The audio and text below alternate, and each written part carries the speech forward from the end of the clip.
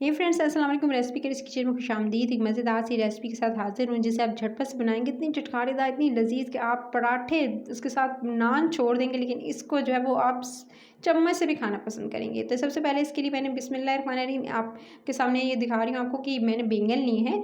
और बैंगन मैंने तकरीबन जो है 1 पाव बैंगन लिया था। और बैंगन को ये दे सकते हैं लंबाई वाले, यानी लंबे जो होते हैं वो बैंगन ले लिए। तो चले चलते हैं इस रेसिपी को बनाते हैं। सबसे पहले एक पैन लेना है और उसके अंदर आपने शामिल करना है ऑयल।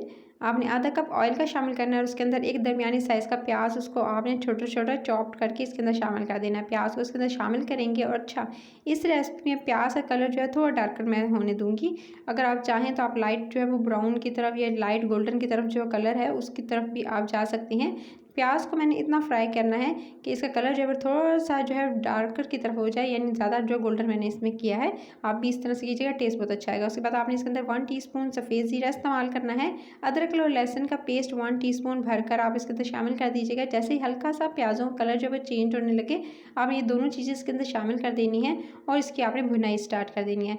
इसकी भुनाई करेंगे 2 से 3 मिनट। और जैसे ही आपके प्याज का कलर और ये तमाम चीज़ों का कलर थोड़ा सा डार्कर की तरफ जाने लगेगा, ये गोल्डन दे सकते हैं। जैसे ही परफेक्ट गोल्डन कलर आएगा, आपने इसके अंदर टमाटर शामिल कर देने हैं। छोटे 3 दरमियाने साइज़ के कह सकते हैं टमाटर जो थे वो मैंने इसके अंदर शामिल कर दिए। 3 टमाटर को शामिल करके ताकि खटास सी आए, चटखारेदार मज़ेदार सी बने ये आपकी रेसिपी। तो आपने टमाटरों को डालते ही इसकी भुनाई स्टार्ट कर देनी है। टमाटर को भूनते ही आपने इसके अंदर शामिल करना है बाकी चीज़ों को।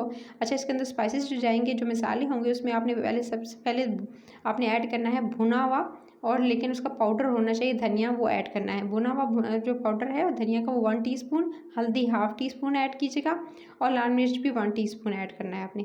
इसके बाद आपने क्या करना है, ये मसाले को भुनने देंगे और आपने लेने हैं बैंगन। बैंगन जो मैंने आपको स्टार्टिंग में दिखाए थे, 1 पाव बैंगन लिए थे और उसको मैंने लंबाई में इस तरह से काट लिया है। उसको डिप करके पानी में नमक थोड़ा सा डालकर, ताकि वो क्या स्याह ना हो, काले ना पड़े, तो आपने जो है इसको थोड़ा सा नमक में डालकर डिप करके रख देना, ताकि इस नमक की वजह से इसका टेस्ट भी फीका फीका नहीं आएगा और एकदम मज़ेदार से बनेंगे। सिर्फ और सिर्फ आधा टीस्पून से कम नमक इसके अंदर शामिल कीजिएगा, 2 चुटकी।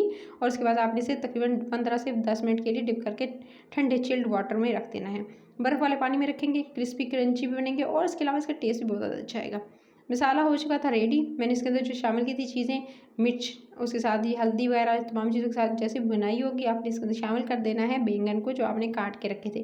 पानी में से निकाल लीजिएगा, छलनी में डाल के छान लीजिएगा और उसके बाद आपने जो बैंगन कटे हुए हैं इसके अंदर शामिल कर देने हैं। बैंगन को इसके अंदर शामिल करते ही अब आपने अच्छे से इसकी भुनाई स्टार्ट करनी है। बैंगन को इतना अच्छा भूनेंगे कि जो आपका जो बैंगन है मसाले के साथ इसकी अच्छे से भुनाई हो जाए और अच्छा से एक टेस्ट डेवलप हो जाए। सो इस स्टेज पर आपने क्या करना है, पहले हल्की आंच पे इसकी अच्छे से भुनाई करनी है और उसके बाद आपने दरमियानी आंच पे इसको थोड़ी देर के लिए 2 से 3 मिनट के लिए कवर करके छोड़ देना है, ताकि जो थोड़ी सी बैंगन है वो सॉफ्ट हो जाए और मसाले के साथ इसकी अच्छे से भुनाई हो जाए। तो ये देख सकते हैं मैं इसकी अच्छे से भुनाई कर रही हूँ। आपने जो है तकरीबन जो है इसको भूनना है 1 से 2 मिनट और उसके बाद आपने कवर करके छोड़ देना है। मैंने इसे कवर करके छोड़ दिया था और ये देख सकते हैं परफेक्ट यह भुनाई हो चुकी है और आपको साइडों पर जो है वो ऑयल नज़र आ रहा है। अब आपने जो है इसकी मज़ीद भुनाई करनी है और ताकि इसका कच्चापन भी दूर हो जाए। उसके अंदर जो बाकी की चीज़ें जाएंगी वो मैं आपके साथ साथ साथ शेयर करती जाऊँगी। बहुत अच्छे से भूनने के बाद जितना अच्छा भूनेंगे उतना अच्छा मज़ेदार एक भरता टाइप की इसकी फीलिंग आएगी आपको जब इसे बनाएंगे, और इतना चटखारेदार होगा कि आप उंगलियाँ चाटते रह जाएंगे। मैंने ली थी इमली, तकरीबन मैंने ली थी आधा कप इमली। उसको पानी में डिप करके थोड़ा सा नीम गर्म पानी में ल्यूक वार्म वाटर में आपने डिप करके छोड़ देना है और तकरीबन 10 मिनट के लिए छोड़ दीजिएगा। तो ये क्या होगा, इसका गूदा अलग कर लेना है और इसको छलनी में डालकर छान लीजिएगा और इसका जो पल्प है आपने वो यूज़ करना है। सो आप ये जो इसकी गुठलियाँ वगैरह निकाल कर छलनी में डाल कर छान लिया। ये जो पानी था तकरीबन आधा कप के करीब, वो मैंने इमली का रस जो है इसके अंदर शामिल कर दिया है। और इमली का रस शामिल करते ही अब आपने इसकी भुनाई करनी है। पहले याद रहे कि आपने गला लेना है तकरीबन जो है वो बैंगन को, तभी इसके अंदर जो है इमली का रस इस्तेमाल कीजिएगा, नहीं तो फिर इमली का रस इस्तेमाल शुरू में कर लेंगे तो आपके बैंगन कच्चे रह जाएंगे। उसके बाद आपने इसके अंदर जैसे इमली का पानी शामिल किया, उसकी भुनाई की, उसके बाद आपने इसके अंदर 2 टेबल स्पून भरकर दही के शामिल कर देने हैं। दही इसके अंदर शामिल करेंगे और चाहे इस स्टेज पर नमक और मिर्च का इस्तेमाल जो है चेक कर सकते हैं कि कितना आपने किया था। अगर मिर्च ज़्यादा पसंद करते हैं तो इसके अंदर जो है वो मिर्च और नमक की क्वांटिटी बढ़ा सकते हैं।